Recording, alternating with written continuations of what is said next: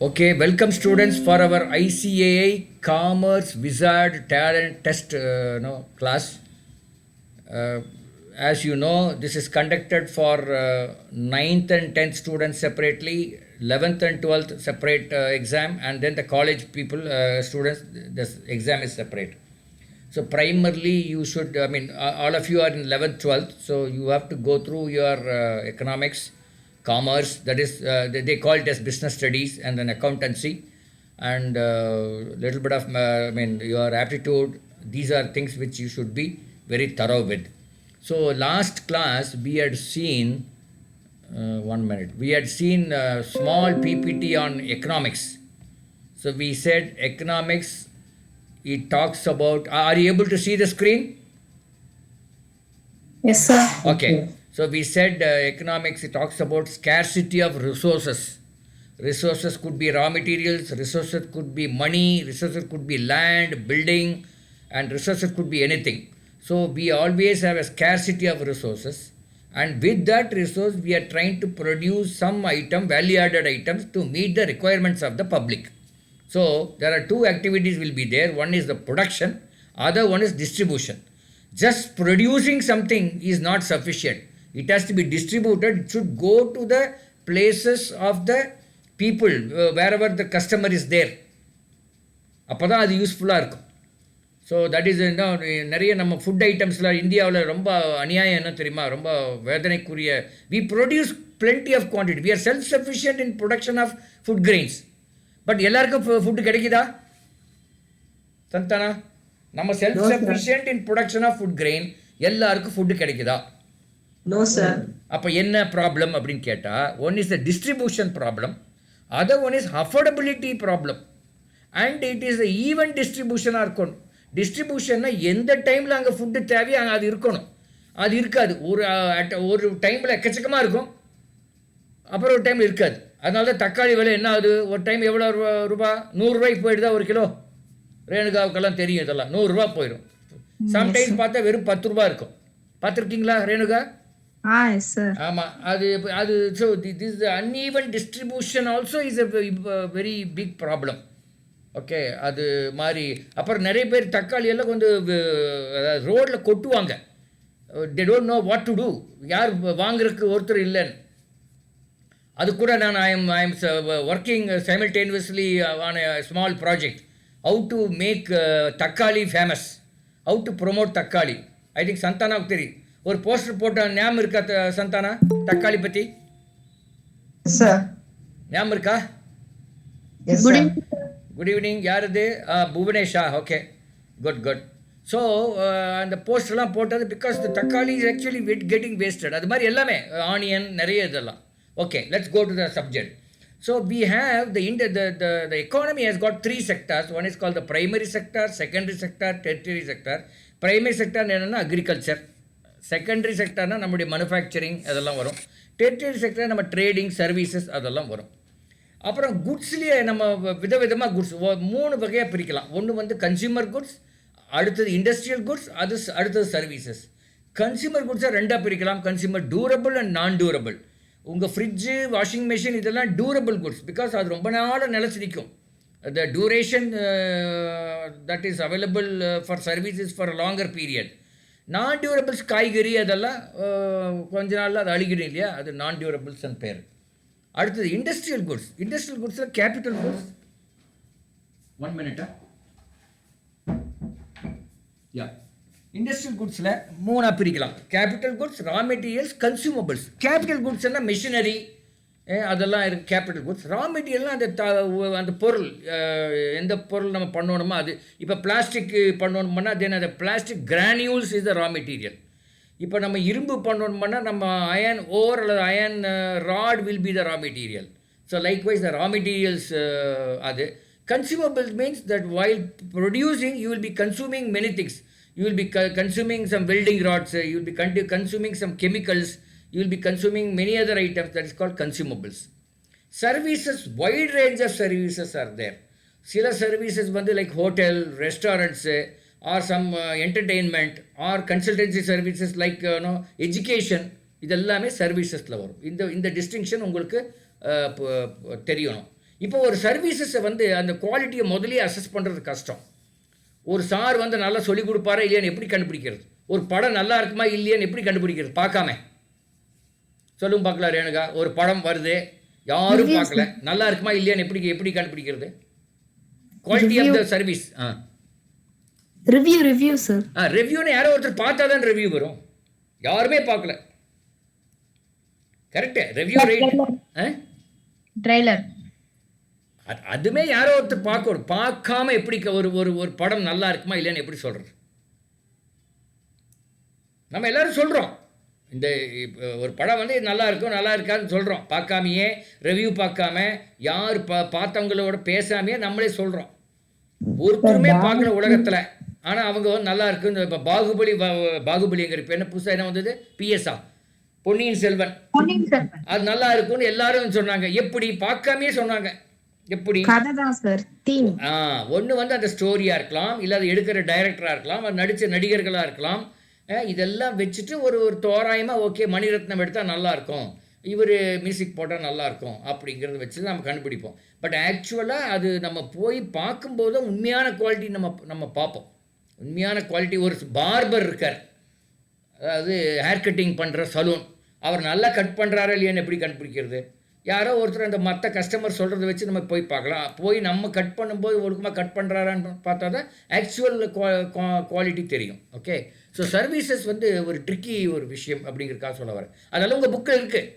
Services are intangible, services cannot be sample service எல்லாம் பார்க்க முடியாது. நிறைய அந்த மாதிரி ஐட்டம்ஸ் எல்லாம் இருக்குது. Perishable services, perishable. இப்போ இன்றைக்கி 1000 சீட் இருக்குது ஒரு தேட்டரில். ஃபஸ்ட் ஷோ ஓடிடுச்சு, 600 பேர் தான் வந்தாங்க. அந்த 400 சீட்டு வேஸ்ட் ஆனதான். அதை திருப்பி எடுக்க முடியுமா? So you don't get back. So இதெல்லாம் perishable and you don't get back. அது வந்து once you don't use the service means it is waste, means waste. அந்த மாதிரி time, because it's a time. Okay. Then what is the economic சைக்கிள்னு ஒன்று? இன்னும் everything starts from the needs and wants of the human beings. அவங்களுடைய தேவைகள்லேருந்து ஆரம்பிக்குது. நமக்கு ஒன்று தேவை, அதுக்காக somebody is producing, அவர் ப்ரொடியூஸ் பண்ணதை பப்ளிக் ஆர் கன்சியூமிங். அது கன்சியூம் பண்ணுறதுக்கு முன்னாடி அந்த ப்ரொடியூஸ் பண்ணதை ஒருத்தர் இப்போ விலை கொடுத்து வாங்கி ஒருத்தர் விற்கிறாரு. Exchange of product to the money and then distribution. All these activities will come under what is called economic சைக்கிள்னு பேர். அடுத்தது what are the types of எக்கனாமிக்ஸ்ன்னு பார்த்தோம். Micro economics, macro economics, international, இதெல்லாம் நம்ம பார்த்துட்டோம். இது நம்ம மறுபடியும் இது பண்ண வேண்டாம், சும்மா ஒரு கிளான்ஸ் பார்க்குறேன். ஓகே. அந்த நீட்ஸ் அண்ட் வாண்ட்ஸில் அது வாண்ட்ஸ் நான் 3 பிரிக்கிறேன். Necessities, comforts, luxuries. What is necessity? Food, ரொட்டி கப்டா மக்கான்னு சொல்லுவாங்க. உணவு, ட்ரெஸ்ஸு, இதெல்லாம் நெசசிட்டிஸ். கம்ஃபர்ட், ஓகே, ஒரு சைக்கிள் இருந்தால் நம்ம ஸ்கூலுக்கு நல்லா போகலாம், அது ஒரு கம்ஃபர்ட். லக்ஸரி, தட் இஸ் கம்ஃபர்ட்டுக்கு மேலே ஒரு காரில் போனால் இது நல்லாயிருக்கும், அது வந்து லக்ஸரி. ஸோ 3 பிரிக்கலாம். Human beings will try to satisfy their necessities, then they will go for the comforts, then they will go for the luxuries. This is usual. இது law of diminishing marginal utility அப்படிங்கிறது பற்றியும் பார்த்தோம். Suppose you consume nth item, so that nth item, the utility of the nth item will be much lesser than the utility of the first item.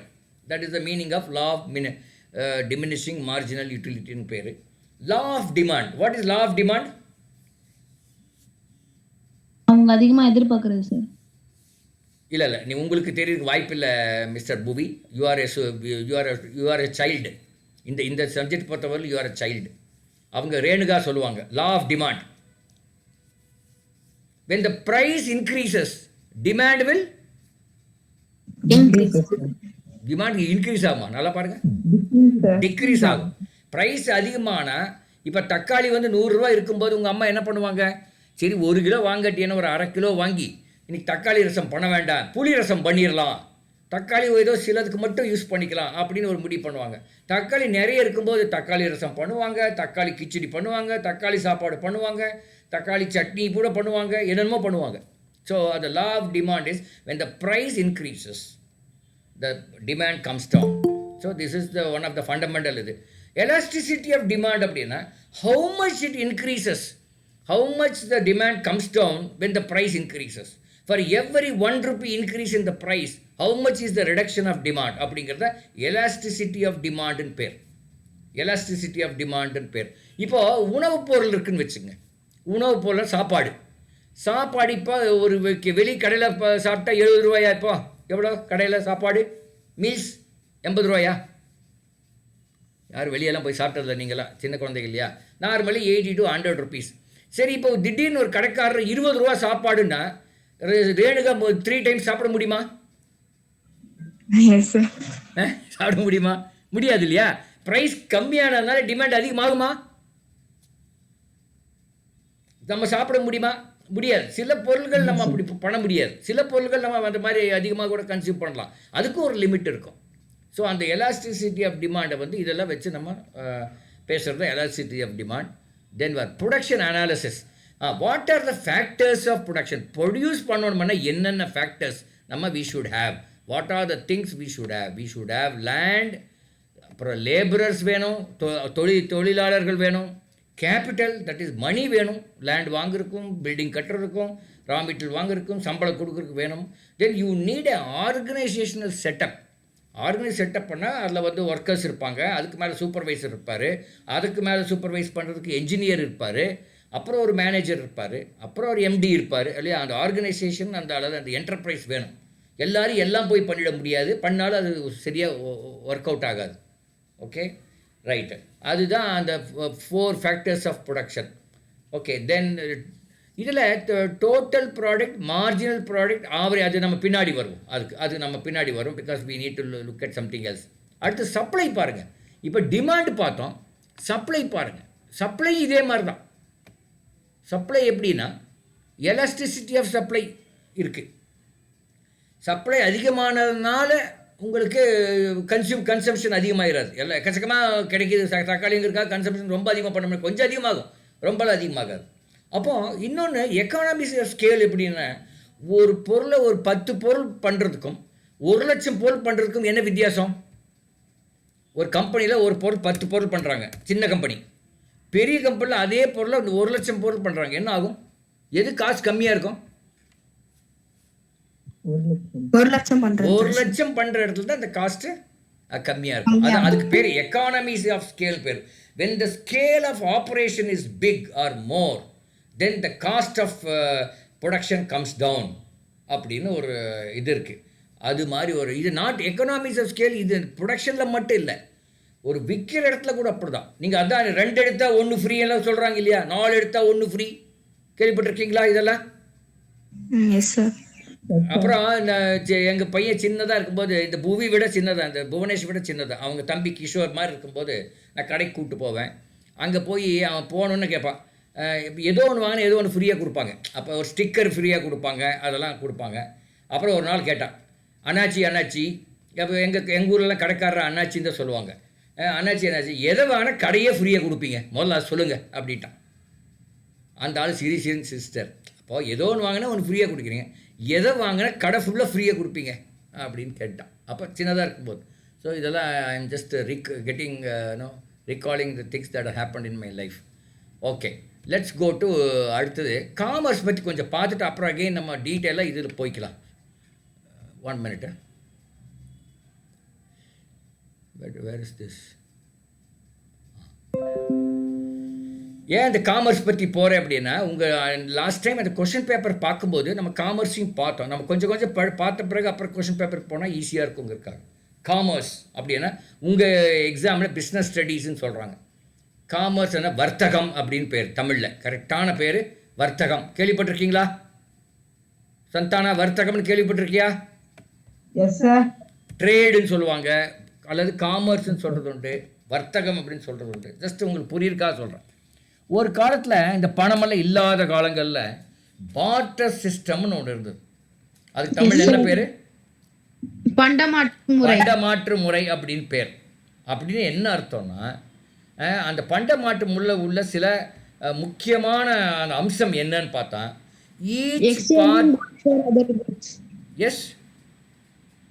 exchanging goods for other goods.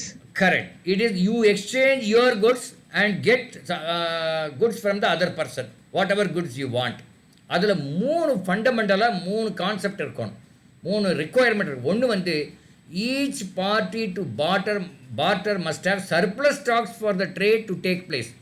இப்போது உங்ககிட்ட சர்ப்ளஸாக இருந்தால் தான் நீங்கள் partner பண்ணுவீங்க. உங்ககிட்ட தேங்காய் இருக்குது, தேங்காய் இருக்கிறதே ஒரு தேங்காய்னா அதை பார்ட்டர் பண்ணுவீங்களா? பண்ண மாட்டீங்க.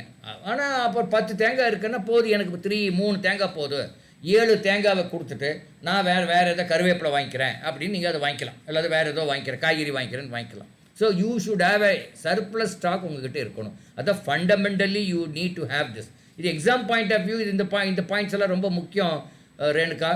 First condition or requirement for a barter system is that you should have a surplus stock. Second, both the buyer and the seller should require the goods each other desperately. Double coincidence of wants. அதாவது நீங்கள் கொடுக்குற பொருள் அவருக்கு தேவைப்படணும், அவர்கிட்ட இருக்கிற பொருள் உங்களுக்கு தேவைப்படணும். அப்போ தான் இந்த பார்ட்டர் சிஸ்டம் நடக்கும். Suppose I wanted to give coconut and I wanted to get back tomato அப்படின்னா அவர்கிட்ட டொமேட்டோ இருக்கணும் எக்ஸஸாக, என்கிட்ட கோகனட் எக்ஸஸாக இருக்கணும், எனக்கு டொமேட்டோ தேவை இருக்கணும், அவருக்கு கோகனட் தேவை இருக்கணும். இது எல்லாமே இருந்தால் தான் பார்ட்டர் சிஸ்டம் நடக்கும். Have you understood? ஓகே, புரியுதா புவி? Yes, sir. ஓகே, புவிக்கு புரிஞ்ச எல்லாருக்கும் புரிஞ்ச மாதிரி நம்ம படிச்சுக்கலாம். அவர் இருக்கிறதுலே அவர் தான் ரொம்ப பச்சா நம்ம கிளாஸில். அதனால் pier and seller should meet personally to effect exchange. Pier and seller நேராக மீட் பண்ணாதான் நம்ம பொருளெல்லாம் எக்ஸ்சேஞ்ச் பண்ணிக்க முடியும். இந்த 3 கண்டிஷன் அது required for a barter system to take place effectively. Okay, அதுக்கப்புறம் மணி வந்துருச்சு. அப்போ அதுக்கப்புறம் பணம் வந்துருச்சு. அந்த பணம் வந்த பிறகு பொருள்கள் பார்ட்டர் சிஸ்டம் போய் நம்ம we are started doing business with the help of money. Okay okay what are the type of economic activities? என்னென்ன எக்கனாமிக் ஆக்டிவிட்டீஸ் நம்மளுடைய சொசைட்டியில் இருக்குது அப்படின்னா, ஒன்று வந்து பிஸ்னஸ், ஒன் இஸ் ரெண்டாக பிரிச்சுக்கலாம். வாட் ஆர் த ஆக்டிவிட்டீஸ்னு பார்த்தா, ஒன்று வந்து எக்கனாமிக் ஆக்டிவிட்டி, இன்னொன்று வந்து நான் எக்கனாமிக் ஆக்டிவிட்டீஸ். எக்கனாமிக் ஆக்டிவிட்டினா எல்லாருக்கும் புரியும், அதில் வந்து டிரான்சாக்ஷன் இருக்கும், மணி எக்ஸ்சேஞ்ச் ஆகலாம். நான் எக்கனாமிக் ஆக்டிவிட்டின்னு என்ன? போய் உங்கள் அம்மா வந்து காலையில் இட்லி பண்ணுறது, சமையல் பண்ணுறது, அது எக்கனாமிக் ஆக்டிவிட்டியா நான் எக்கனாமிக் ஆக்டிவிட்டியா? சார் நான் எக்கனாமிக் ஆக்டிவிட்டி சார். அது நான் எக்கனாமிக் ஆக்டிவிட்டி. ஒரு ஃபெஸ்டிவல் கொண்டாடுறோம், பொங்கல், தீபாவளி, அது எக்கனாமிக் ஆக்டிவிட்டியா நான் எக்கனாமிக் ஆக்டிவிட்டியா? அது நான் எக்கனாமிக் ஆக்டிவிட்டி. அதில் வந்து நீங்கள் வந்து டிரான்சாக்ட் பண்ணுறது இல்லை. அந்த கொண்டாடுறதுனால உங்களுக்கு பணம் வரப்போறதில்ல, அது அந்த பொருள் விற்கிறவனுக்கு பணம் வரும். But actually the person who is actually celebrating any celebration is a நான் எக்கனாமிக் ஆக்டிவிட்டி. ஓகே, அப்புறம் அதில் வந்து எக்கனாமிக் ஆக்டிவிட்டின்னு என்ன 3ஆக பிரிச்சிருக்காங்க.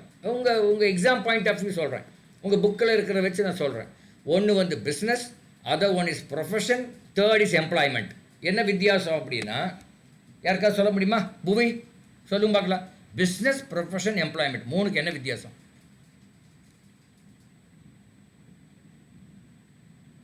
எம்ப்ளாய்மெண்ட் என்ன? வேலை. You go and get employment from somebody else. Yes or no? ஜாபுக்கு போகிறது எம்ப்ளாய்மெண்ட்னு சொல்கிறோம். அது ஒரு எக்கனாமிக் ஆக்டிவிட்டி தான், ஆனால் நம்ம ஜாபுக்கு போய் பண்ணுறோம். அடுத்தது profession. You are giving some advisory services. For example, நாங்கள்லாம் ப்ரொஃபஷனல்ஸ், எங்களை மாதிரி இருக்கிறவங்க we are called professionals. I am a management consultant அப்படின்னு நான் சொல்லிக்குவேன். எங்கள் ஒய்ஃப் வந்து she will say I am a HR consultant, human risk. அப்போ நாங்கள்லாம் ப்ரொஃபஷனல்ஸ். 3வது பிஸ்னஸ், ஆக்சுவலாக பிஸ்னஸ் பண்ணுறவர். அதாவது he may be doing business, ஒரு இண்டஸ்ட்ரி வச்சுருக்கலாம், இல்லை ஒரு ட்ரேடிங் வச்சுருக்கலாம், வாங்கி விற்கிற மாதிரி கடை வச்சுருக்கலாம். அது ஆக்சுவல் பிஸ்னஸ். ஸோ 3ஆக பிரிச்சிருக்காங்க. ஒன்று வந்து business, other one is profession, other third one is employment. இந்த பிஸ்னஸையே மறுபடியும் கிளாஸிஃபை பண்ணுறாங்க. அது என்னென்னா, ஒன்று வந்து ஸ்மால் ஸ்கேல் இண்டஸ்ட்ரீஸ், எஸ்எஸ்ஐ அப்படிங்கிறாங்க. அடுத்தது மீடியம் ஸ்கேல் இண்டஸ்ட்ரீஸ், அப்புறம் large scale industries. Large scale இண்டஸ்ட்ரீஸ்க்கு 1-2 எக்ஸாம்பிள் சொல்லுங்கள் Renuka madam. Sir large scale இண்டஸ்ட்ரிக்கு ஒரு எக்ஸாம்பிள் சொல்லுங்கள் கீர்த்திகா மேடம். லார்ஜ் ஸ்கேல் இண்டஸ்ட்ரின்னு heavy industries என்னமா? large scale industry heavy industries large scale industry. அதான் ஏதோ ஒரு பேர் சொல்லுங்க, ஏதோ ஒரு உங்களுக்கு தெரிஞ்ச ஒரு இண்டஸ்ட்ரி பேர் சொல்லுங்க. Tata group, L&T, L&T, Larsen and Toubro. Yes, அது வந்து லார்ஜ் ஸ்கேல் இண்டஸ்ட்ரி. ஒரு மீடியம் ஸ்கேல் இண்டஸ்ட்ரிங்கிறது அதை விட கொஞ்சம் சிறுசாக இருக்கும். எஸ்எஸ்ஐங்கிறது சின்ன அதை விட சிறுசாக இருக்கும். ஆக்சுவலாக அந்த டெஃபினிஷன் ஒவ்வொரு இதுக்கு for example department of industries என்ன சொல்கிறாங்கன்னா, எஸ்எஸ்ஐ என்பது என்னவென்றால் the investment in plant and machinery up to 5 crores is called SSI. அதுக்கு மேலே up to 25 crores called medium size. அதுக்கப்புறம் மேலே லார்ஜ் ஸ்கேல். அதெல்லாம் நமக்கு வேண்டியதில்லை. அதெல்லாம் இந்த மேலே போகும் பிபிஎம் எம்பிஏ படிக்கும்போது பார்த்துக்குவீங்க. ஓகே, பட் 3 பிரிக்கிறாங்க எஸ்எஸ்ஐ. இப்போ பெரம்பூர் இது ரயில் பெட்டி தொழிற்சாலை அது வந்து என்ன, அது ஒரு லார்ஜ் ஸ்கேல் இண்டஸ்ட்ரியா மீடியமா எஸ்எஸ்ஐயா? பெரம்பூர்ல large scale industry, correct. Okay, அதே மாதிரி வேற ஏதோ ஒரு கம்பெனி எடுத்தீங்கன்னா அதெல்லாம் நெய்வேலி லிக்னைட் கார்பரேஷன், அது லார்ஜ் ஸ்கேல் இண்டஸ்ட்ரி. அங்கிருந்தால் நம்ம எலக்ட்ரிசிட்டி ஜென்ரேட் பண்ணி நமக்கெல்லாம் கரண்ட் வருது இல்லையா, அது வந்து நெய்வேலின்னு தான் வருது. ஓகே, இது ஒரு கிளாசிஃபிகேஷன் ஆஃப் பிஸ்னஸ். இன்னொன்று வந்து ஓனர்ஷிப் வச்சு, யார் அதனுடைய ஓனர் அப்படிங்கிறத வச்சு 3 பிரிக்கலாம். ஒன்று வந்து private enterprise, other one is public enterprise, third is joint enterprise. என்ன அர்த்தம்னா, ப்ரைவேட் என்டர்பிரைஸ்னால் அந்த ஓனர் வந்து ஒரு ப்ரைவேட் பர்சன், நானோ நீங்களோ ரேணுகாவோ கீர்த்திகாவோ யாரோ ஒருத்தர், அந்த மாதிரி.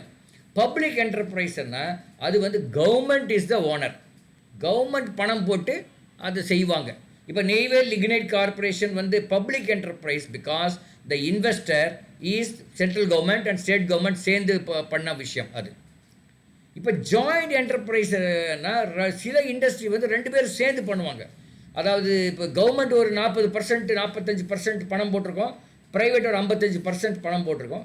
நடத்துறதெல்லாம் ப்ரைவேட்டாக இருக்கும், but government would have invested huge amount of money. For example Titan watch டைட்டன்னு ஒரு கம்பெனி இருக்குது தெரியுமா, வாட்ச் எல்லாம் பண்ணுறாங்க. அது வந்து ஒரு joint sector industry, joint enterprise. அது ஜாயிண்ட் செக்டார் இண்டஸ்ட்ரின்னு சொல்லுவாங்க. அது வேறு பேர் நிறைய இருக்குது. ஸோ 3 இருக்குது, private enterprise, public enterprise and joint enterprise. புரியுதா குழந்தைகளா? Yes sir. Right, okay, good. Then அப்புறம் ஃபங்க்ஷன் வைஸ் என்னென்ன எப்படியெல்லாம் பிரிக்கலாம், பிஸ்னஸ் எப்படி பிரிக்கலாம் அப்படின்னா, ஒன்று வந்து industry, that is if you produce something that is called industry. இன்னொன்று வந்து காமர்ஸ், நம்ம முதலே பார்த்தது வர்த்தகம், காமர்ஸ் ஆர் ட்ரேட் அப்படின்னு சொல்கிறோம். அதிலே இன்னும் கொஞ்சம் வர்த்தகத்தையும் இன்னும் கொஞ்சம் பிரிக்கலாம். ஒன்று வந்து internal trade, the trade within the country. இன்னொன்று வந்து எக்ஸ்டர்னல் ட்ரேட், எக்ஸ்போர்ட் அப்படின்னு நம்ம அது அப்படி சொல்லலாம். அப்புறம் அப்ஜெக்டிவ் ஆஃப் த பிஸ்னஸ். இப்போ ஒரு பிஸ்னஸ்ன்னா அதனுடைய அப்ஜெக்டிவ் என்னெல்லாம் இருக்கும். இப்போ தான் ஒரு ஓனர் ஒரு பணம் போட்டு பண்ணுறாருன்னா அவரோட அப்ஜெக்டிவ் என்னவாக இருக்கும்? ரேணுகா, ஒருத்தர் ஓனர் பணம் போட்டு ஒரு பிஸ்னஸ் பண்ணுறாரு, அவரோட அப்ஜெக்டிவ் என்னவாக இருக்கும்? ப்ராஃபிட். அவருக்கு எல்லாம் பணம் வரணும் இல்லையா? அது எக்கனாமிக் ரீசன் தான் மெயின் ரீசன். அதில் ஒரு சோஷியல் ரீசனும் இருக்கும். எப்படின்னா, அந்த பொருள் அங்கே தேவைப்படும், அவங்க அந்த ஊருக்கு அல்லது அந்த கஸ்டமருக்கு தேவைப்படும். ஸோ அந்த சொசைட்டியோட நீட்ஸையும் அவர் சாட்டிஸ்ஃபை பண்ணுறார் இல்லையா? அதனால் அந்த சோஷியல் அப்ஜெக்டிவும் இருக்கும். 3வது வந்து ஹியூமன் அப்ஜெக்டிவ். அங்கே ஒர்க் பண்ணுறதுக்கெல்லாம் கரெக்டாக சம்பளம் கொடுக்கணும், சேஃபாக இருக்கணும் அங்கே ஒர்க் பண்ணுறதுக்கு. அவங்களுக்கு அங்கே வேலைக்கு டீயோ காஃபியோ எதோ கொடுக்கணும். அவங்க ஒர்க்கிங் கண்டிஷன்ஸ் எல்லாம் கண்டியூசிவாக இருக்கணும். அதனால் ஹியூமன் அப்ஜெக்டிவும் இருக்கும். அதாவது அவங்கள எடுத்தோம் நம்ம ஏதோ பண்ணுறோம்ல, அவங்களுக்கு ஹியூமன், அவங்கள you should take care of those workers are the workmen. அடுத்தது நேஷனல் அப்ஜெக்டிவ். ஸோ இந்த மாதிரி ஒரு ஆக்டிவிட்டி பண்ணும்போது என்ன ஆகுது, நீங்கள் நிறைய பணம் பண்ணுற ரேணுகா ஒரு பெரிய பிஸ்னஸ் உமன் ஆகி பெரிய க்ரோர் கணக்கில் படம் பண்ணுறாங்கன்னா, அப்போ டேக்ஸ் கட்டுவாங்களா கட்ட மாட்டாங்களா? அப்போ அந்த கட்டு வந்து அது இதுக்கு போயிடுது, அந்த நேஷனுக்கும் கொஞ்சம் பணம் போகுது. அந்த ஜிஎஸ்டி கட்டாவோ எது கட்டினாலும் அப்படி போகுது, இல்லை இன்கம் டேக்ஸ் கட்டுவாங்க அதில். அடுத்தது ஆர்கனைசேஷனல் அப்ஜெக்டிவ். Organisational objective. அப்போ அந்த ஆர்கனைசேஷன் அந்த பிஸ்னஸ் வந்து கரெக்டாக நடக்கணும்னா you need to have an objective how to run as an organisation. அதை ஒரு ஆர்கனைசேஷனை அதை ரன் பண்ணணும். அதில் ஒரு தலைவர் இருப்பார், லீடர் இருப்பார், அவர் தான் எம்டின்னு சொல்கிறோம். அதுக்கப்புறம் ஒரு மேனேஜர் இருப்பார், அதுக்கப்புறம் ஒரு இன்ஜினியர் இருப்பார், அப்புறம் ஒரு சூப்பர்வைசர் இருப்பார். அப்படி அந்த ஸ்ட்ரக்சர் சொல்லப்படல, அதுக்கு பேர் ஆர்கனைசேஷன் ஸ்ட்ரக்சர்னு பேர். அந்த ஸ்ட்ரக்சர் கரெக்டாக இருக்கணும். இப்போ ஒர்க்கருக்கு இப்போ ஒர்க் பண்ணிட்டு இருக்காரு, அவருக்கு ஏதோ டவுட் வந்து யாரை கேட்பாரு? நேராக போய் எம்டி கேட்பாரா? கேட்க மாட்டார். அவருக்கு அடுத்தபடியாக ஒரு சூப்பர்வைசர் கேட்பார். Then the supervisor, if he has got any doubt or something, he will talk to the engineer. If he has got some doubt, he will go to the manager. The manager will go to the GM. Then they will go to MD. எம்டிக்கு அது solve பண்ண முடியல, எல்லோரும் உட்காந்து joint எப்படி பண்ணலாம். அப்போ அந்த அந்த ஆர்கனைசேஷன் ஸ்ட்ரக்சர், அதில் என்னென்னா the reporting structure, what is the flow of information, கீழேருந்து மேலே ஒரு ஃப்ளோ ஆஃப் இன்ஃபர்மேஷன் போகும், மேலேருந்து சில இன்ஃபர்மேஷன் கீழே வரும். இதெல்லாம் நீங்கள் தெரிஞ்சுக்கணும். அந்த ஒரு ஆர்கனைசேஷன் ஸ்ட்ரக்சர் என்ன அப்படிங்கிறத பற்றி நீங்கள் தெரிஞ்சுக்கணும். இதுதான் ஒரு ஒரு ஒரு ரொம்ப ப்ரீஃபாக காமர்ஸில் நான் இன்றைக்கி சொல்லணும்னு நினைக்கிற ஒரு தியரி. குயிக்காக ஒரு முறை பார்த்துடலாம். சந்தானா, you can read. You can read this. Okay, sir. Barter system. Each party to barter must have surplus stocks for the trade to take place. Both the buyers and sellers should require the goods each other separately, that is double coincidence of wants. Buyer and seller should meet personally to effect the exchange. Okay, next. Economic and non-economic activity. Types of economic activity: business, proportion, employment. Classification of business: size, SSI, medium, large. Ownership: private enterprise, proprietor. Private ரெண்டாக பிரிக்கலாம், ஆக்சுவலாக 4 பிரிக்கலாம். நான் 2 எழுதிக்கிறேன். Proprietorship, partnership, private limited, public limited அப்படின்னு 4 பிரிக்கலாம். Okay. public enterprise, joint enterprise. Okay. Public enterprise nothing but government. இது அடுத்தது Function: industry, commerce or trade. You classify the business in terms of function. That is, one is industry, second one is commerce or trade. Okay. Objectives of business: social, economic, human, national, organizational. You will have social objective, economic objective, human objective. அப்போ இதில் என்ன ஆகுதுன்னா, sometimes சில owners வந்து மற்ற objective எல்லாம் மறந்துட்டு வெறும் எக்கனாமிக் அப்ஜெக்டிவ் அப்படின்னு அதை மட்டும் முன்னிறுத்தி போகிறதுனால பல பிரச்சனைகள் வருதுன்னு நீங்கள் பார்க்கலாம். ஹியூமன் அப்ஜெக்டிவ் இருக்காது. அப்புறம் அந்த ஒர்க்கர்ஸ் எல்லாம் ஸ்ட்ரைக் போவாங்க, அது பண்ணுவாங்க, இது பண்ணுவாங்க. அதே மாதிரி நேஷனல் அப்ஜெக்டிவ் இருக்காது. நிறைய டேக்ஸ் கட்டலைன்னா அப்புறம் டேக்ஸ் ரெய்டு பண்ணுறது. அதனால் but you should look into all the objectives. Maybe economic அப்ஜெக்டிவ்க்கு ரொம்ப இம்பார்ட்டன்ஸ் கொடுங்க. At the same time you should support, you should look into other objectives. Okay, right. இதுதான் அந்த theory I wanted to take. Now we will go to அந்த model question பேப்பருமே நம்ம மறுபடியும் ஒரு போய் பார்க்கலாம்.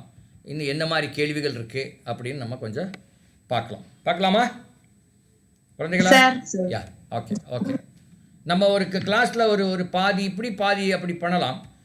We how many papers. இப்போ இந்த 4 பேப்பரை இன்றைக்கி நான் அடுத்த கிளாஸ் முடிச்சிட்டோம்னா வி வில் அப்புறம் நம்ம பார்த்துக்கலாம்.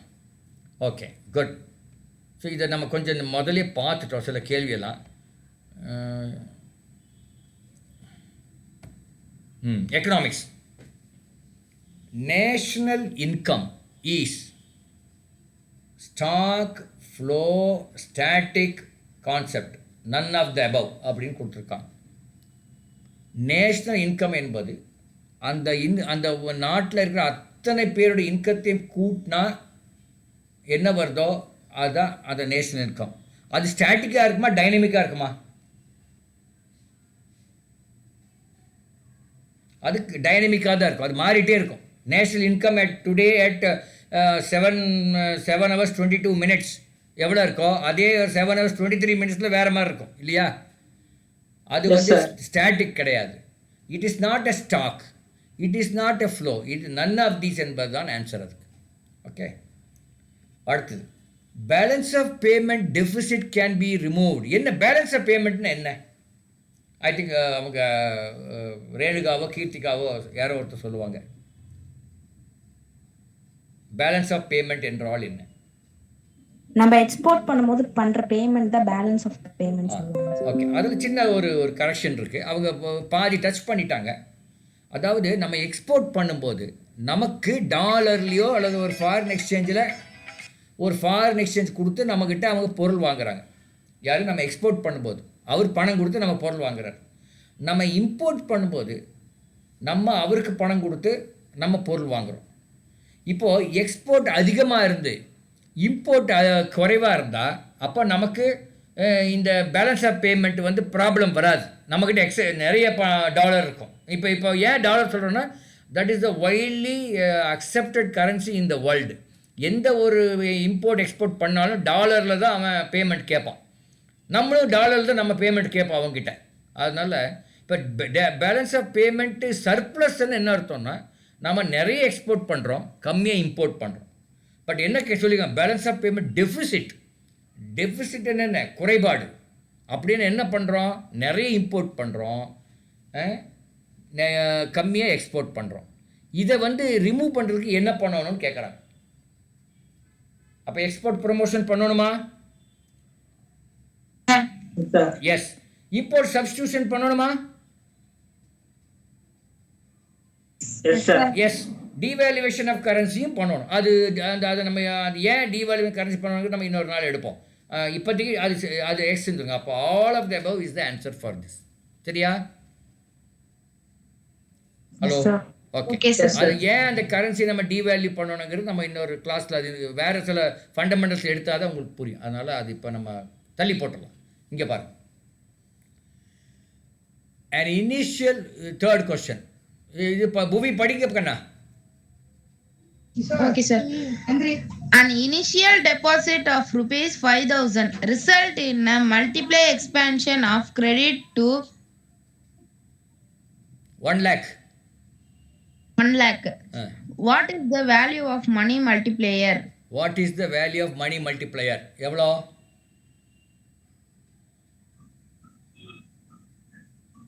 Initial deposit 5,000. அது multiply credit 20 is the answer. Okay. Next. இது ரொம்ப ஈஸி. அடுத்தது படிங்க. சந்தானா படிங்க. Okay, sir. Which of the following measures of meeting deficit is in budget leads to an increase in money supply in economy? அப்போ there is a deficit in budget. என்னன்னு அர்த்தம்? இது முதல்ல இது நம்ம பட்ஜெட் என்னன்னு தெரியணும். அப்புறம் பட்ஜெட் என்ன? வரவு செலவு கணக்கு. இப்போ நான் இருக்கிறேன்னா, நான் இந்த வீட்டோட குடும்பத் தலைவர். எனக்கு மாதத்துக்கு என்ன வருமானம் வருது, எனக்கு எல்லாம் எங்கள் வீட்டில் இருக்கிற அத்தனை பேருக்கும், எங்கள் ஒய்ஃபுக்கு எவ்வளோ வருது, என் பையனுக்கு எவ்வளோ வருது, எல்லாம் சேர்த்து தான் இது வருமானம். என்ன செலவாகுது, இவ்வளோ செலவாகுது. அப்போ வரவு செலவு கணக்கு போடுறது தான் பட்ஜெட்டுன்னு பேர். திஸ் இஸ் ஃபார் ஒரு வீட்டுக்கும் இதே தான், ஒரு கம்பெனிக்கு இதே தான், ஒரு நாட்டுக்கு இதே தான். நாட்டில் வரும்போது அந்த இன்கம் என்ன வருது, ஒரு ஒரு ஒரு நேஷனுக்கு இன்கம் எப்படியெல்லாம் வருதுன்னு. ஓகே, ஒரு நேஷனுக்கு இன்கம் எப்படியெல்லாம் வரும்? இந்தியாவுக்கு இன்கம் எப்படி வரும்? இந்திய கவர்மெண்ட், சென்ட்ரல் கவர்மெண்ட்டுக்கு இன்கம் எப்படி வரும்? டாக்ஸ் மூலமா வரும். அதில் என்னென்ன டாக்ஸ் இருக்கு தெரியுமா?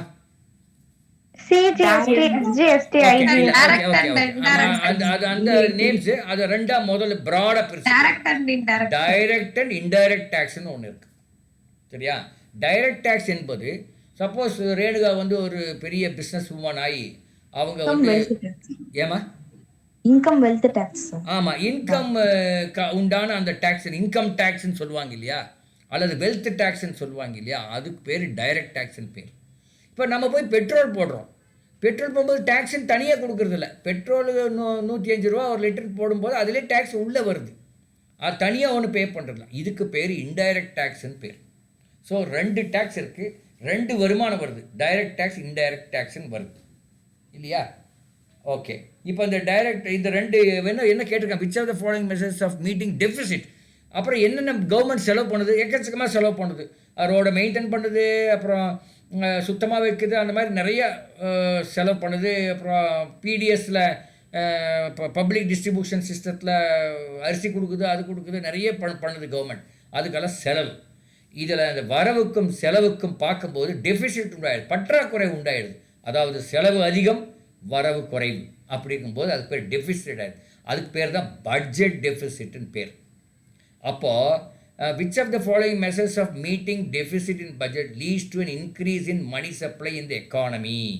எக்கானமியில் மணி சப்ளை அதிகம் பண்ணுறதுக்கு நிறைய கொடுத்துருக்காங்க. இதில் எதெல்லாம் பண்ணால் எக்கானமியில் மணி சப்ளை அதிகமாகும்னு கேட்குறாங்க. இப்போ இது உங்களுக்கு புரியுது, கொஞ்சம் வாய்ப்பு கம்மி இருந்தால் அது நானே எக்ஸ்பிளைன். டிஸ்இன்வெஸ்ட்மெண்ட் அப்படின்னு என்ன அர்த்தம்னா, இப்போ நம்ம ஜாயிண்ட் செக்டார்னு சொன்னோம் இல்லையா, இப்போ நம்ம இதுக்கு முன்னாடி ஜாயிண்ட் என்டர்பிரைஸ்ன்னு சொன்னோமா? Yes sir. அதில் என்ன சொன்னோம், யார் யார் ஓனர் அதில்? Government and private. Government owner, private owner. அப்போ என்னன்னா முதல்ல அந்த கம்பெனி போடும்போது 2 பேர் ஓனராக போட்டிருப்பாங்க. கொஞ்ச நாள் கழிச்சு கவர்மெண்ட் என்ன சொல்லுன்னா, சரிப்பா நான் விளைக்கிறேன், நீ பிரைவேட் நீயே நடத்து அப்படின்னு சொல்லி அவன் கவர்மெண்ட்டோட ஷேர்ஸை விற்றுருவாங்க. அதுக்கு பேர் தான் டிஸ்இன்வெஸ்ட்மெண்ட் என்று பெயர். டிஸ்இன்வெஸ்ட்மெண்ட் என்றால் என்னென்னா, எங்கெல்லாம் government is a shareholder of பிஸ்னஸோ அந்த ஷேர்ஸை விற்று அதை பணமாக பண்ணாங்கன்னா அதுக்கு டிஸ்இன்வெஸ்ட்மெண்ட் என்று பெயர். ஓகே, அதனால் நமக்கு கவர்மெண்ட்டுக்கு கொஞ்சம் பணம் வரும். அந்த பணத்தை விற்றுட்டா யாரோ ஒரு ப்ரைவேட் பார்ட்டி வந்து அதை பணம் கொடுத்து வாங்கிப்பாங்க, அந்த பணம் கவர்மெண்ட்டுக்கு சேரும். இது ஒரு வகையில் பணம் வரும். இப்போ loan from world bank. Okay, நமக்கு பணம் பற்றாக்குன்னா வேர்ல்டு பேங்க்லேருந்து கொஞ்சம் கடன் வாங்கிக்கலாம். இல்லை வேர்ல்டு பேங்க் கொஞ்சம் சில ஃப்ரீயாகவும் சப்சிடியாகவும் கொடுக்கும், கடனும் கொடுக்கும், அதுவும் பண்ணிக்கலாம் இல்லையா. அடுத்தது டெஃபிசிட் ஃபைனான்சிங். கடனுக்கு நீங்கள் இது வாங்கிக்கலாம், பொருள்கள் வாங்கிக்கலாம். கவர்மெண்ட் ஆஃப் இந்தியா வந்து ஏதோ ஒன்று நம்ம ஒரு பெரிய ஒரு ரோடு ஏதோ போடுறோம், பெரிய பெரிய ப்ராஜெக்ட்லாம் போடுறோம். அதுக்கு வந்து அந்த கான்ட்ராக்டர் வந்து ரஷ்யாவிலேருந்து வந்து கான்ட்ராக்ட் பண்ணுறாரு, இல்லை அமெரிக்காவிலேருந்து கான்ட்ராக்ட் பண்ணுறாரு. அவர்கிட்ட ஐயோ நீ வந்து பண்ணையா, நான் உனக்கு மாதம் வருஷம் கொஞ்சம் கொஞ்சமாக கொடுக்குறேன். அதுக்கு பேர் டெஃபிசிட் ஃபைனான்சிங், அப்படியும் பண்ணலாம். இந்த மூணுமே அந்த எக்கானமியில் வந்து மணி சப்ளையை அதிகப்படுத்தும். அப்போ ஆல் ஆஃப் த அபவ் என்பது தான் சரியான விடை. ஓகே, அடுத்தது இதெல்லாம் கொஞ்சம் நம்ம பேசிக் ஃபண்டமெண்டல் பார்த்த பிறகு தான் மற்ற கொஷின்ஸ் எல்லாம் நம்ம போக வேண்டியிருக்கும். வேறு என்ன கொஷின் இருக்குது? ஓகே, நம்ம இப்போ பார்த்ததில் இல்லை கொஷின்ஸ் மட்டும் நம்ம பார்க்கலாம். அடுத்தது பாருங்கள், இன்னொரு கொஷின் பேப்பர் எடுக்கிறேன். இப்போ நான் எடுத்தது 12th கொஷின் பேப்பர். இன்னொரு கொஷின் நம்ம பார்க்கலாம். இது பார்த்தோமான்னு தெரில. இது பாருங்கள், இது அக்கௌண்டன்சி பற்றி. Accounting does not show the realise bro. இது நம்ம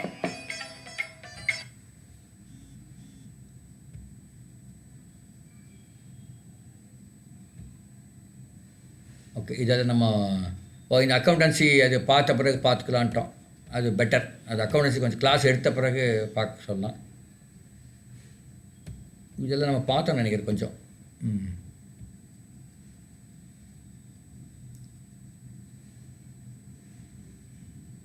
சரி, இந்த எக்கனாமிக்ஸில் பார்ப்போம். Marginal cost is closely related to which of the following அப்படின்னு கேட்குறாங்க. Marginal cost is closely related to which of the. Marginal காஸ்ட்னா என்னன்னு முதல்ல புரிஞ்சுக்கணும். இப்போது உங்கள் வீட்டில் இப்போ ஒரு 6 பேர் இருக்காங்க. 6 பேருக்கு உண்டான அந்த மளிகை சாமான்லாம் வாங்கி உங்கள் அம்மா சமையல் பண்ணுறாங்க. ஒரு மாதத்துக்கு ஒரு 10,000 ரூபாய் அதுன்னு வச்சுக்கலாம். இப்போ அடிஷ்னலாக ஒருத்தர் வரார் இந்த மாதம். யாரோ ஒருத்தர் ஒரு ரிலேட்டிவ் வராரு. அவர் வந்து இன்னொரு 2-3 மாதம் 4-5 மாதம் இங்கே தங்க போகிறார். அப்போ உங்களுக்கு காஸ்ட் அதிகமாகுமா ஆகாதா? அதிகமாகும் சார். அதிகமாகும். அது என்ன, அந்த ஒரு ஆள் வர்றதுனால என்ன காஸ்ட் அதிகமாகுதோ அதுக்கு பேர் மார்ஜினல் காஸ்ட் என்று பெயர்.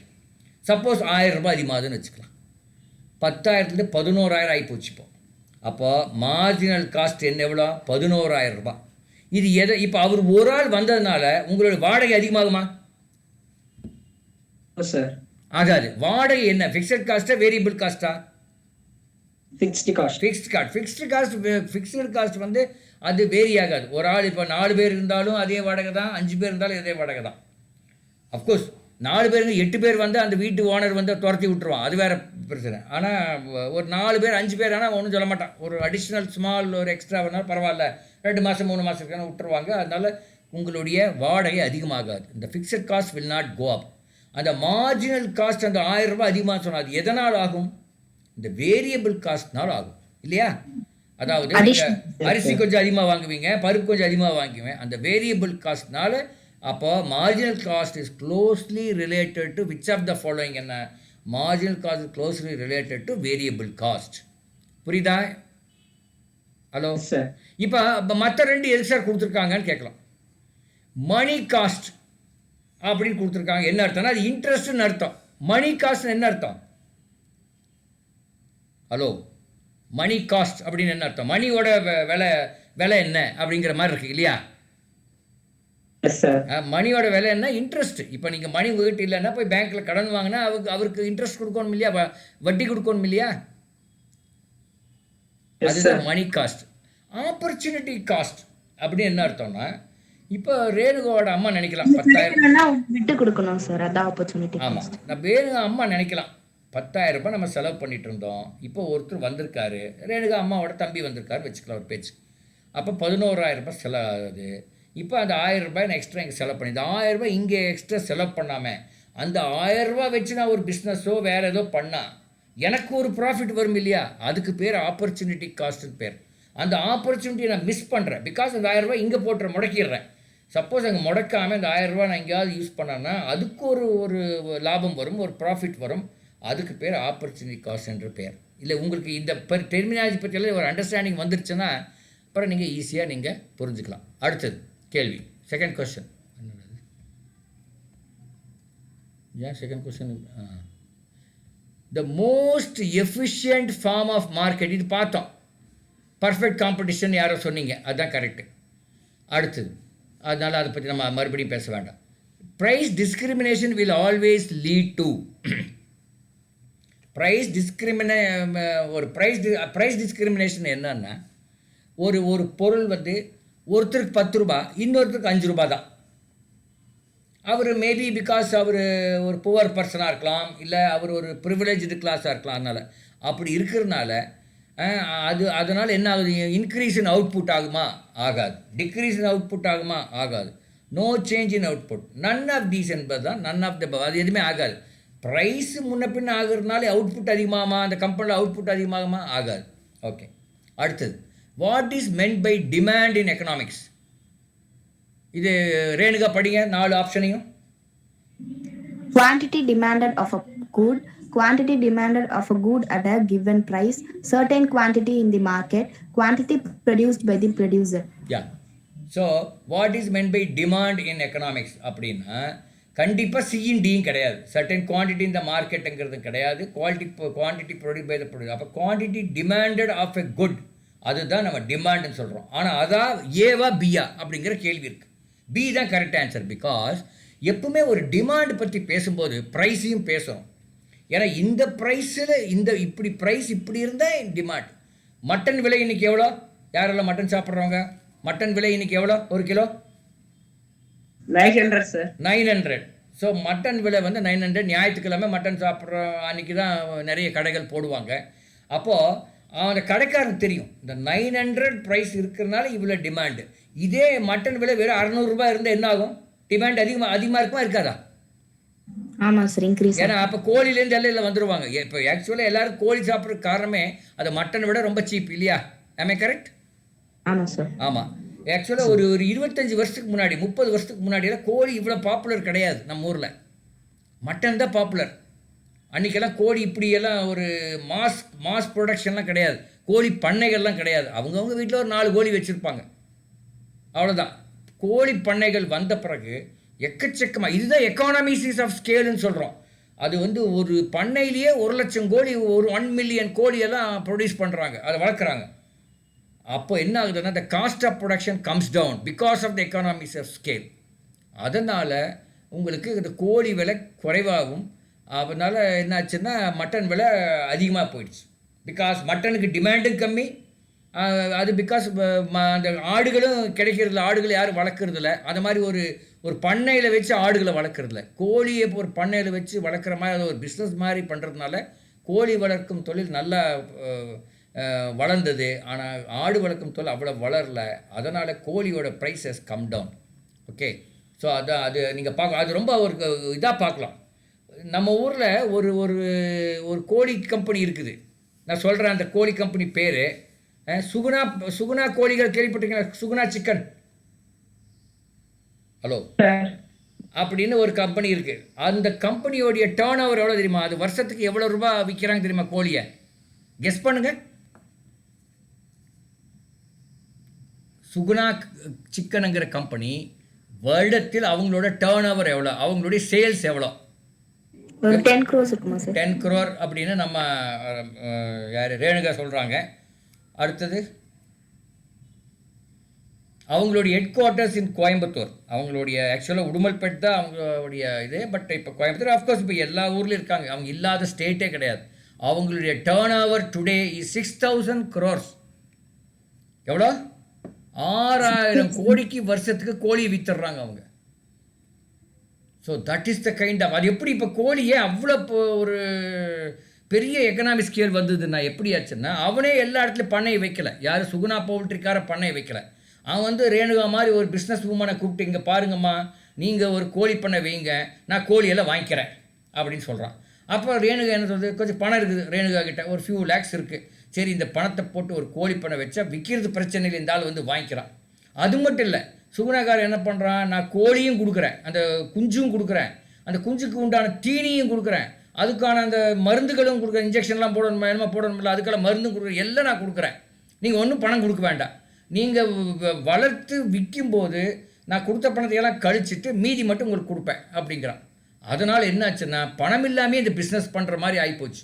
அதனால் இந்த தமிழ்நாடு, ஆந்திரா, எல்லா ஸ்டேட்டுகள்லையும் கோழி பண்ணைகள் எக்கச்சக்கமாக ஆகிப்போச்சு. ஏன்னா பணம் இல்லாமல் பிஸ்னஸ் பண்ண, கம்மி பணத்தில் பிஸ்னஸ் பண்ணலாம் இல்லையா. அதனால் நிறைய தொழில் முனைவோர்கள், entrepreneurs, they came forward by making use of this concept which has given by this Suguna poultry company. அதனால் அந்த கோழிகள் நிறைய அதனால் சுகுணாவோடைய அந்த இதுவுமே அந்த பிராண்டும் பாப்புலர் ஆகி இன்றைக்கி அது 6,000 கோடி பக்கமாக போச்சு. அதே மாதிரி பூனாவில் ஒரு கம்பெனி இருக்குது, வெங்கீஸ்ன்னு பேர், வெங்கடேஸ்வரா ஆச்சரிஸ் அப்படின்னு அந்த கம்பெனி பேர். அதுவுமே ஒரு பெரிய கம்பெனி சுகுணா மாதிரி, அது ஒரு 7-8,000 கோடி இருக்கும். அதுதான் one of the pioneers and Hyderabad based company. அதுக்கப்புறம் பூனாவுக்கு அதை மாற்றிட்டாங்க. ஓகே, அதிகமாக நான்வெஜ் சாப்பிட்ற ஸ்டேட் எல்லாம் எது தெரியுமா? அதிகமாக நான்வெஜ் சாப்பிட்ற ஸ்டேட்டுக்கு எல்லாமே சதர்ன் ஸ்டேட்ஸ் தான். தமிழ்நாடு, கேரளா, ஆந்திரா, கர்நாடகா, இவங்க தான் அதிகமாக நான்வெஜ். ரொம்ப குறைவாக நான்வெஜ் சாப்பிட்ற ஸ்டேட் எது தெரியுமா? ராஜஸ்தான். அங்கே வந்து மோஸ்ட்லி வெஜிடேரியன் தான் அதிகம். அங்கே வந்து நான் வெஜிடேரியனே குறைவு.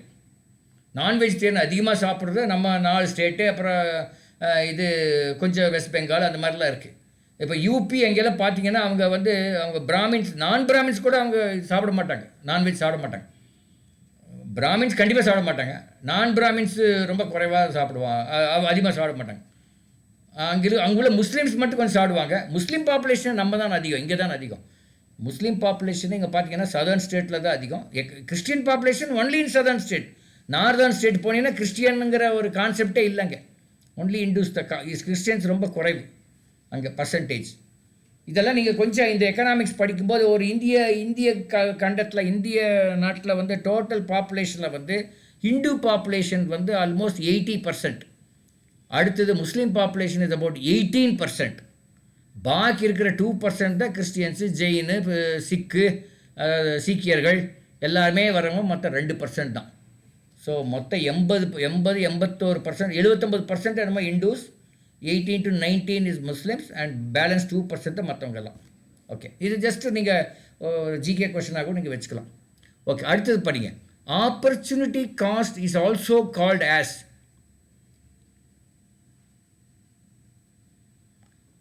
Opportunity cost is also called implicit cost, explicit cost, economic cost இல்லைன்னு நினைக்கிறேன். None of these. இதுக்கு தட் ஐ திங்க் அது எதுவுமே எக்ஸ்பிளைன் பண்ணலை அது. Okay, maybe I think Renuka தான் புக்கில் செக் பண்ணி சொல்லணும். I think none of these the answer நினைக்கிறேன். None of the above the answer நினைக்கிறேன். None of the above தான் சார் ஆன்சர். ஆமாம். Okay, so when the prevailing market price is different from the equilibrium price, it immediately results in when the prevailing market price when the prevailing market price ஏதோ ஒரு market is different from the equilibrium price, it immediately results in excess demand, excess supply, either A or B, neither A or B. எதா இருக்கும்? either A or B the answer. C the answer. ஏன்னா price equilibrium ப்ரைஸுங்கிறது ஒரு settle ஆகிற price. இப்போ ஒன்றும் இல்லை, எத்தனை பேர் பூ மார்க்கெட் போயிருக்கிறீங்க உங்கள் ஊரில்? ஹலோ, பூ மார்க்கெட் போயிருக்கிறீங்களா? ரேணுகா, உங்கள் ஊர் பூ மார்க்கெட் போயிருக்கீங்களா குளத்தூரில்? இல்லை சார். நீங்கள் பூ மார்க்கெட் போனீங்கன்னா காலையில் 5 மணி 6 மணிக்கு ஆரம்பிச்சிடுவான். பூவெல்லாம் அந்த தோட்டத்துலேருந்து பறித்து வரும். அந்த ப்ரைஸ் காலையில் 10 மணி முடிய ப்ரைஸ் ரொம்ப அதிகமாக இருக்கும். ஒரு கிலோ 500 ரூபா 1000 ரூபான்ட்டெல்லாம் வித்துட்டு இருப்பாங்க மல்லி எல்லாம். சம்டைம்ஸ் இன்றைக்கி அமாவாசை இல்லை, இன்றைக்கெல்லாம் மல்லி வந்து 1000 ரூபா இருக்கும் ஒரு கிலோ. அந்த ப்ரைஸ் வந்து காலையில் அவ்வளோ இருக்கிற ப்ரைஸ் அப்படியே ஒரு 12 மணிக்கு போனீங்கன்னா எவ்வளோ வரும்? பாதி ஆகிடும். 1000 ரூபாய் இருக்கிற ப்ரைஸ் அது 500 ரூபாய் ஆகிடும். ஈவினிங் ஆனால் 250 ரூபாய் ஆகிடும். ஏன்? அந்த பூவெல்லாம் விரிஞ்சிடும் இல்லையா? ஹலோ, அப்போ அந்த செட்டிலிங் ப்ரைஸ்ங்கிறதுக்கு பேர் தான் ஈக்குலிபிரியம் ப்ரைஸ்ன்னு பேர். அந்த காலையிலன்னு சொல்கிறது ஒரு 9 மணி முடியும்னு வச்சு காலையிலங்கிறது, அதே முதல்ல ஒரு 6-7 மணிக்கு அது வந்து 2000 ரூபாய் இருக்கும். அது 9 மணிக்கு it will settle somewhere around 1000 rupees settle ஆகும். அது ஈக்குலிபிரியம் ப்ரைஸ். அந்த market price it will be sometimes 2000 கூட இருக்கும். அதை விட அதிகமாகிறதுலாம் வாய்ப்பு இருக்குது. அப்போது அந்த ப்ரைஸ் வச்சு தான் டிமாண்டு அதிகமாக கம்மியான்னு. அப்போ ஒன்று டிமாண்ட் அதிகமாக இருக்கும், இல்லை சப்ளைக்கு அதிகமாக இருக்கும். ஏன்னா வெயில் வர வர சப்ளை எக்கச்சக்கமாக வரும். எல்லா ஊர்லேருந்து அந்த தோட்டக்காரங்களாம் அதுக்குள்ளே சீக்கிரமாக பறித்து கொண்டு வந்து கொடுக்குறதுக்கு ரெடியாக இருப்பாங்க. ஏன்னா எவ்வளோ சீக்கிரமாக கொண்டு வந்து கொடுக்குறாங்களோ அந்தளவுக்கு விலை கிடைக்கின்ட்டு அவங்க வருவாங்க. எங்கள் வீட்டில் எங்கள் தோட்டத்தில் நாங்கள் பூ வச்சுருந்தோம், அதனால தான் எனக்கு தெரியும். நாங்கள் எல்லாம் 4 மணிக்கு எழுந்து பறிக்க ஆரம்பிச்சிருவோம். அதுக்கு என்ன பண்ணுவோன்னா தோட்டத்தில் எல்லாம் லைட் போட்டு விட்ருவாங்க. ஏன்னா பூ தெரியணுமில்ல, நைட்டில் லைட் போட்டு விட்ருவாங்க. நாங்கள் பறிப்போம். எங்கள் பக்கத்தில் இருக்கிற அந்த வீடுகளில் தோட்டம் இல்லாதவங்களாம் வந்து பறிப்பாங்க. பறித்து we will actually put the flower in a bus at about 7:35 அந்த பஸ் வரும், அதில் போட்டுருவோம். That bus reaches Coimbatore market by 9 o'clock. எங்கள் பூ வந்து 9 மணிக்கு இருக்கும். இதில் 8:45 இருக்கும் எங்கள் பூ கோயம்புத்தூர் பூ மார்க்கெட்டில். ஆனால் 8:45 என்னோடய பூவுக்கு ஒரு 200 ரூபா ஒரு கிலோ கிடைக்குதுன்னா 8 மணிக்கு ஒரு பூ வந்திருக்கும் இல்லையா, அதுக்கு வந்து 400 ரூபா கிடச்சிருக்கும். அந்த அரை மணி நேரத்துக்குள்ளேயே, அந்த 1 மணி நேரத்துக்குள்ளேயே அதனுடைய ப்ரைஸ் அவ்வளோ வேரி ஆகும். ரொம்ப டைனமிக் ஒரு சுச்சுவேஷன். இப்போ ஒரு ப்ரைஸிங் பார்த்திங்கன்னா பூ மார்க்கெட். அது அப்புறம் இந்த முகூர்த்த நாளெலாம் இருக்கும் இல்லையா, இந்த கல்யாண நாள் அன்றைக்கெல்லாம் என்ன ப்ரைஸ் இருக்குது தெரியுமா?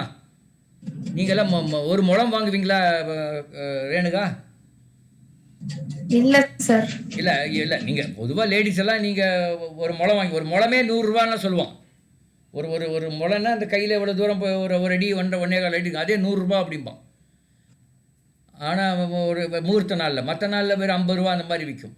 அப்போ ஒரு கிலோங்கிறது எவ்வளோ இருக்கும் பாருங்கள். ஸோ இது வந்து இந்த மார்க்கெட் டைனமிசம் நீங்கள் பார்க்கணுமுன்னா நீங்கள் இது ரொம்ப நல்லா அழகாக பார்க்கலாம் இந்த மாதிரி சில மார்க்கெட்டில். அதே மாதிரி தான் வாழைப்பழம் மார்க்கெட் பார்க்கணும். நீங்கள் கோயம்பேடு மார்க்கெட் போய் பார்த்தீங்கன்னா எப்படியெல்லாம் வாழைப்பழம் காலையில் வந்து அங்கே ஆந்திராவிலேருந்து அங்கேருந்து வந்து இறங்கும். அப்போ எப்படி ஆக்ஷன் பண்ணுறாங்க, எப்படி கோருவாங்க அவங்க, ஆக்ஷன் பண்ணி இவ்வளோ ரூபான்னு யாரோ ஒருத்தர் வந்து எடுப்பார். அதெல்லாம் நீங்கள் பார்த்தீங்கன்னா ரியல் மார்க்கெட் எப்படி பிஹேவ் பண்ணுதுன்னு தெரியும். அப்புறம் ஒரு ஈக்குலிபிரியம் ப்ரைஸ்னு ஒரு இடத்துல வந்து அதுக்கப்புறம் குறையாது, அது அதே வேலை தான் இருக்கும். ஏன்னா நம்ம வாழைப்பழம்லாம் ஒன்றும் கெட்டு போகாது. இன்றைக்கி இல்லாட்டிக்கு நாளைக்கு விற்றுருன்ட்டு அது கெட்டு போகாதுன்ட்டு அதை அப்படி வச்சுருவாங்க. So that is called equilibrium price. So when the market price is different from the equilibrium price, either the demand will go up or supply will go up, depending on whether the price is more or less. And either A or B. Okay, அடுத்தது இது பாருங்க, interesting. The profit of a firm diminishes when dash exceeds dash. Profit குறையும், டிமினிஷேஷனை குறையும் எப்போ? Marginal revenue is less than, இல்லை exceeds, marginal cost exceeds marginal revenue இல்லையா? அப்போதான், ஆமாம், அப்போதான் அது diminishes. Okay, which of the following is the correct statement? If are equal to 0 there is no, அது வேண்டாம், கோரிலேஷன் பற்றி வருது. ஓகே, ஸோ இதெல்லாம் முக்கியமான. ஓகே, இது என்ன பாருங்கள், என்னமோ ஒரு வித்தியாசமாக இருக்குது. The most common value in a series is, most common value in a series, அதுக்கு என்ன பேர்? மோடு. கரெக்டு. ஏன் அவ்வளோ ஒரு தயக்கமாக சொல்கிறீங்க? யார் சந்தானவாது? Yes sir. அப்புறம் ஏன் மோடுன்னு சொல்கிறதுக்கு அவ்வளோ தயக்கம்? அந்த கேள்வி கேட்ட விதம் ஒரு மாதிரியா இருக்குதா? Yes sir. இது மோடு தான். மோடு வந்து த மோஸ்ட் ஃப்ரீக்வெண்ட்லி அப்பியரிங் வேல்யூன்னு பேர். அதுதான் மோஸ்ட் காமன் வேல்யூன்னு கொடுத்துருக்கான். மோஸ்ட் ஃப்ரீக்வெண்ட்லி அப்பியரிங் வேல்யூ தான் மோடுன்னு பேர். அது இப்போ ஒரு சீரீஸ் இருக்குது, ஒரு நிறைய வேல்யூஸ் இருக்குது, 4, 5, 6, 7, அதுக்கப்புறம் 9, 9, 9, 9, 5, 9, அப்புறம் 10, 12 இருக்குது. அப்போ எது அதிகமான டைம் வந்திருக்குன்னு பார்த்தா 9 தான் நிறைய தடவை வந்திருக்கு. அதுக்கு பேர் தான் மோடுன்னு பேர். ஸோ அதுதான் பேர். மீடியன்னா உங்களை மீன்னா ஆவரேஜ் எடுக்கிறது. மீடியனுங்கிறது அசெண்டிங் ஆர்டரில் எழுதி கரெக்டாக நடுவால் எது வருதோ அது மீடியன்னு பேர். ஓகே, இது வந்து ஸ்டாட்டிஸ்டிக்ஸ், இது வந்து ஸ்டாட்டிஸ்டிக்ஸில் வர்ற சில விஷயங்கள் இது. ஓகே ஓகே, அப்போ நம்ம என்ன பண்ணலாம், இப்போ நம்ம இன்னொரு கொஷின் பேப்பருக்கு அதையும் நம்ம குயிக்காக பார்த்துருவோம். அது பார்த்துட்டா உங்களுக்கு ஒரு இருங்க, எல்லா கொஷின் பேப்பரும் நம்ம கவர் பண்ண மாதிரி ஒரு ஒரு ஒரு சூழ்நிலை வந்துடும். அது நிறைய விட்டுட்டு போயிருக்கோம் எனக்கு தெரியும். அது நம்ம சில தியரி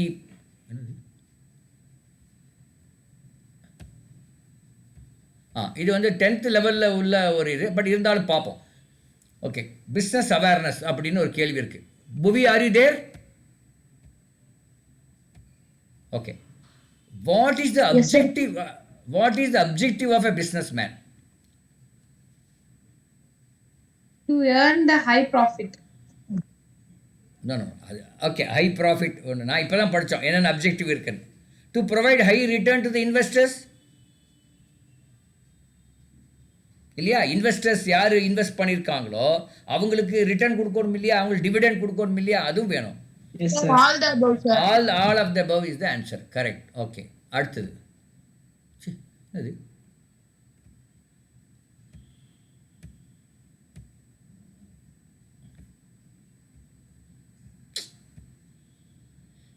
என்னமோ வருது. சரி, கொஷன் 2 என்னன்னு தெரியல. இது கொஷன் 2 என்னது? Sale of goods to abroad is known as, வெளிநாட்டுக்கு அனுப்புகிற குட்ஸ்க்கு பேர் என்ன? Export. Correct, very good. DTH services are only provided by யார்? டிடிஹெச் டைரக்ட் டு ஹோம் யார் கொடுக்குறாங்க? Transport company. Direct to home services என்ன மீன் பண்ணுறா டிடிஹெச் என்ன? நான் நினச்சேன் இந்த டிடிஹெச்னா இந்த டிவிக்கு டிடிஹெச்னு சொல்கிறாங்களா, அது நினச்சேன் நான். அது இல்லையா? ஓகே, அது இருக்கட்டும். அப்போ நம்ம ஜென்ரல் காமன் சென்ஸ் வந்து டைரக்ட் டு ஹோம் சர்வீசஸ் ஏன் டிரான்ஸ்போர்ட் கம்பெனி பேங்க்கும் கொடுக்குறான், செல்லுலர் கம்பெனியும் கொடுக்குறான். பேங்க்குமே நீங்கள் உங்கள் வீட்டுக்கே வந்து சர்வீஸ் பண்ணுற சர்வீஸ் எல்லாம் இருக்குது, புரியுதா? அதனால் ஐ திங்க் எல்லாமே வருது. நன் ஆஃப் தீஸும் கொடுத்துருக்கான். சரி, தெரில, அது கொஞ்சம் கன்ஃபியூஸ் ஆகுது. அப்புறம் பார்ப்போம் அது. Which of the following is not a business? Production of goods, transportation, sale of cars, work in a factory for wages. எது பிஸ்னஸ் கிடையாது? Work in a factory for wages. Wages, correct. அது வந்து employment, அதுக்கு பேர், அதுக்கு job, எம்ப்ளாய்மெண்ட்னு பேர். Just do it is a tag line of எந்த கம்பெனியோட டேக் லைன் இது தெரில, இது கஷ்டம், இது நாலேஜ். அடுத்தது, Toyota head quarter is located in. Toyota head quarter எங்கே இருக்குது? டயோட்டா கம்பெனி எந்த ஊர் கம்பெனி?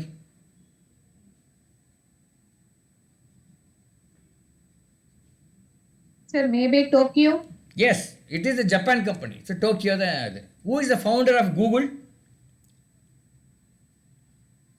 Sir, Larry Page. Larry Page, correct, very good. What is the full form of PAN?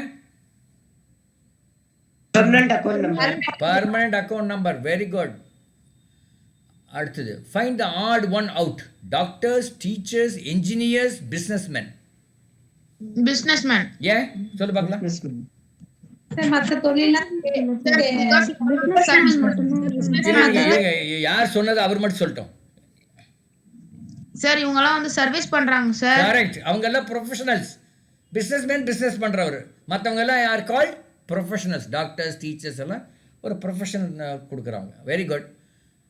அதுக்கு முன்னாடி எதுவும் ஒன்று மிஸ் பண்ணிட்ட மாட்டிருக்கு. What is that? Sir, DTH வந்து செல்லுலர் கம்பெனிஸ் தான் சார் ப்ரொவைட் பண்ணுவாங்க. அப்படியா? அது தெரியல, அது கொஞ்சம் பார்த்துக்குங்க. Which of the following card is not offered by bank to its customer? Bank வந்து கொடுக்காத கார்டு என்னன்னு கேட்குறாங்க. Debit card, ATM card, credit card, PAN card. PAN card. PAN card, correct. PAN card யார் கொடுக்குறாங்க? PAN card central government. இல்லை, central கவர்மெண்ட்ல எந்த department? Tax department. ஆமாம், income tax department, correct. Okay, அடுத்தது பாருங்க, சோஷியல் சயின்ஸஸில் கேள்வி. Resource planning is a complex process which involves matching the resource development plans with overall development plans. அது பெருசாக இருக்குது. அடுத்தது வந்து இது பார்த்தோன்னு நினைக்கிறேன். ஜூட் இண்டஸ்ட்ரி சார் கொஸ்டின் 4 ஈஸியான கொஸ்டின் பார்க்கலாம். ஜூட் இண்டஸ்ட்ரி எங்கே அதிகமாக இருக்குது? West Bengal. Very good. Okay, இது மாதிரி நம்ம ஐ திங்க் மோரலஸ் இந்த 4 சாம்பிள் பேப்பர் ஓரளவுக்கு நம்ம கொஞ்சம் கொஞ்சம் பார்த்துட்டோம். So it's good. நம்ம இதெல்லாம் பார்த்தாச்சு. அடுத்த நம்ம கிளாஸ்லேருந்து நம்ம we will take some more papers and we will discuss on it. அப்புறம் இன்னும் கொஞ்சம் இன்டெப்த்தாக we will look into economics, accountancy and commerce. Okay, ஏதாவது டவுட் இருக்கா? No, sir. டவுட் இல்லையா? No, sir. Okay, very good. So all the best. Stock exchange பத்தி ஒரு நாள் எடுக்கிறேன்னு சொல்லிருக்கீங்களா சார்? என்ன இதை பற்றி? ஸ்டாக் ஆமாம், ஸ்டாக் எக்ஸ்சேஞ்ச் பற்றி எடுப்பேன். கண்டிப்பாக அது எடுக்கணும். ஏன்னா அது உங்களுக்கு கண்டிப்பாக வரும். ஸ்டாக் எக்ஸ்சேஞ்ச் அது கண்டிப்பாக வரும், பின்னாடி வரும். அது உங்கள் புக்கிலே வரும். அது வரும்போது அப்படியே சேர்த்து எடுக்கலான்னு பார்க்குறேன். இன்னும் உங்கள் புக்கை நான் பார்க்கல. இப்போ தான் அந்த காமர்ஸில் ஒரு சும்மா ஒரு சாப்டர் 2 சாப்டர் பாட்டு அதை நான் போட்டேன். எங்கே எனக்கு டைம் இல்லை, உட்காந்து கொஞ்சம் லேசாக படிக்கணும்னு கூட டைம் இருக்க மாட்டேங்க. என்ன இருக்குன்னு பார்த்தா போதும், எனக்கு படிக்க வேண்டாம். என்னென்ன இருக்குதுன்னு பார்த்தா கூட நம்ம அப்புறம் அது தகுந்தாப்புல எடுத்துக்கலாம். சரியா? உங்கள் புக்கில் ஸ்டாக் எக்ஸ்சேஞ்ச் பற்றி சாப்டர் இருக்குதா? ஆமாம் சார், 12th. 12th okay. ஆமாம், நான் 2 புக்கும் பார்க்குறேன். 11th and 12th பார்த்துட்டு தான் இருக்கு. அது வரும்போது எடுத்துடலாம். முதல்ல இன்னும் கொஞ்சம் ஏதோ 4 சாப்டர் வேறு ஏதோ வந்தது, மறந்துட்டாது. நிறைய சாப்டர்ஸ் நான் பார்த்தேன். அதாவது இதையே தான் எடுக்கிறேன். ப்ரைவேட் செக்டார்னு என்ன, பப்ளிக் செக்டார்னு என்ன, அப்படிலாம் கொஞ்சம் வருதாட்டிருக்கு இல்லையா? அடுத்தடுத்த சாப்டர்ஸ் எதை பார்த்தேன். அது வரும்போது நம்ம எடுத்துக்கலாம். ஏன்னா அதெல்லாம் எடுத்த பிறகு தான் உங்களுக்கு ஜாயிண்ட் ஸ்டாக்குன்னு என்ன, ஷேர்னு என்ன, டிபென்ச்சர்னு என்ன, அப்படியெல்லாம் அது உங்கள் அந்த ஒரு அளவுக்கு கொஞ்சம் தெரிஞ்ச பிறகு ஸ்டாக் எக்ஸ்சேஞ்சுக்குள்ளே போனேன். அப்போ இங்கே ஸ்டாக் எக்ஸ்சேஞ்சு வந்து ஒரு மார்க்கெட், பூ மார்க்கெட் மாதிரி. அதில் ஒருத்தர் ஷேர் விற்கிறேன்பா, ஒருத்தர் வாங்குறேன்பா. அப்போ 2 பேரும் உட்காந்து பேசி உன் ஷேர் குடையா, இந்த பணம் இந்த அப்படிங்கிற மாதிரி இப்படி தான் அது. பட் இங்கே பணப்பற்ற பரிவர்த்தனைலாம் கிடையாது. இட்ஸ் ஆல் ஆன்லைனில் பண்ணுற ஒரு விஷயம் ஆஸ் ஆஃப் நவ். ஒரு காலத்தில் வந்து பணம் பற்றா இருந்தது. இந்த படம் பார்த்துருப்பீங்களே, ஏதோ ஒரு படம், அந்த அமிதாப் பச்சனோட பையன் அபிஷேக் பச்சன் நடித்த படம். சே, அது மறந்து போச்சு.